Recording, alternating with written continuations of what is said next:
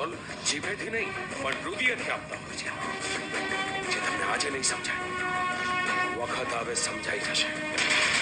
રાજ પહોંચી ગયો ને યમરાજ પાસે.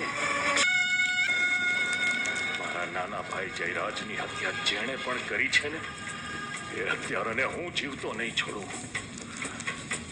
છોડું એને. કપાળે કાળી ટીલી લઈને નીચા મોડે જીવા કરતા આપણે ગામ છોડી દઈશું બસ. પણ એકવાર મને ગજેન્દ્રસિંહને મળવા તો દે. મારી ભોળી બેનને છેતરનાર, સાચું બોલ, નહીં તો તારી જીભ ખેંચી લઈશ.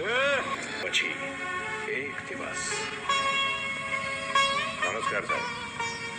આવો સંગ્રામસિંહ, આવો. તમારા માટે ખુશખબર છે. તમારી સારી ચાલચલકત અને વર્તનને જોઈને સરકારે તમારી બાકીની સજા માફ કરી દીધી છે. કોને ખબર?